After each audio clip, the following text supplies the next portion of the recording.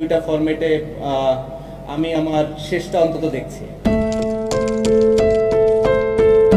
বিশ্বসেরা allrounder Shakib Al হাসানের দেশের মাটিতে টেস্ট ম্যাচ খেলে অবসর নেওয়ার যে বিষয়টা, সেই বিষয় নিয়ে ধোঁয়াশা যেন কাটছেই না।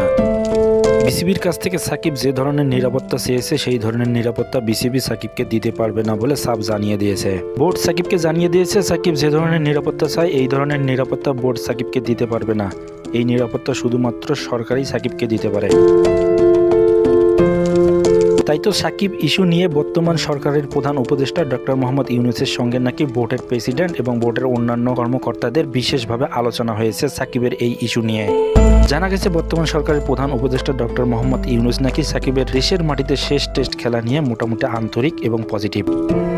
ডক্টর মোহাম্মদ ইউনূস নাকি বলেছেন, আসলেই তো সাকিব হলো দেশের সম্পদ এবং বিশ্বের এবং দেশের একজন নাম্বার 1 ক্রিকেটের অলরাউন্ডার। তবে সে যদি দেশের মাটি থেকে অবসর নিতে চায় ক্রিকেট খেলে, তাহলে তো তার আবদারের প্রতি আমাদের সম্মান করতে হবে এবং তার যেন শেষ বিদায়টা দেশের মাটিতে হয় সেই বিষয়ে আমরা আন্তরিক। তবে সাকিব মোটামুটি একটা ভুল করেছে। সে ক্রিকেটার থাকা অবস্থায় সে রাজনীতির সঙ্গে জড়িয়ে গেছে, সে আওয়ামী লীগের রাজনীতির সঙ্গে জড়িয়ে গেছে, সে স্বৈরা শাসনের দোষর ছিল। এটা সাকিবের একটা মোটামুটি ভুল সিদ্ধান্ত। সে রাজনীতির সঙ্গে জড়িয়ে পড়েছে। সাকিবের মতো একজন দেশবরেণ্য প্লেয়ার এইরকম রাজনীতির সঙ্গে জড়িয়ে পড়াটা মোটেও ঠিক কাজ করেনি। এটা মোটামুটি তার একটা ভুল। এবং গেল জুলাইয়ে বৈষম্য বিরোধী ছাত্র আন্দোলনের গণ অভ্যুত্থানের মুখে সাকিব ছিল একদম নিশ্চুপ। তিনি কোনো কথাই বলেননি। তিনি একজন এমপি হিসাবেও কোনো কথা বলেননি এবং একজন খেলোয়াড় হিসাবেও কোনো কথা বলেননি। তাই বলে তো তাদের মতো স্বৈরাচারী আচরণ আমরা তাদের সঙ্গে আমরা করতে পারি না।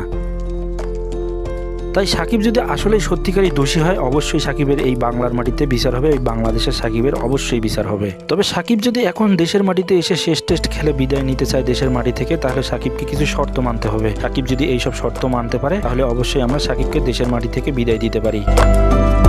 শর্তগুলোর মধ্যে উল্লেখযোগ্য শর্ত হলো, গত জুলাইয়ের ছাত্র জনতার গণ অভ্যুত্থানে সাকিব যে নিশ্চুপ ছিল, কোনো কথাই বলেনি, তার জন্য সাকিব যে অপরাধ করেছে, তার জন্য সাকিবকে নিঃশর্ত ক্ষমা চাইতে হবে জনগণের কাছে।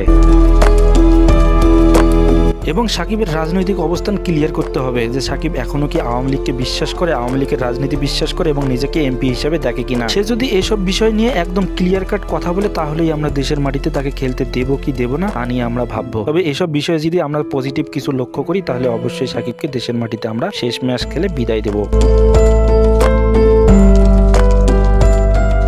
কিন্তু সাকিব কি এসব শর্ত মানবে এবং এইসব শর্ত মেনে দেশের মাটিতে এসে ক্রিকেট খেলবে? তাই তো এখন বলা চলে সাকিবের উপরেই নির্ভর করছে সাকিবের দেশের মাটিতে ক্রিকেট খেলা নিয়ে, দেশের মাটি থেকে বিদায় নেওয়া নিয়ে এবং দেশের মাটিতে শেষ টেস্ট খেলা নিয়ে সাকিব আসলে করবেটা কি। রাকিবুল ইসলাম, রাকিব, স্পোর্টস ফ্যাক্ট 2.0।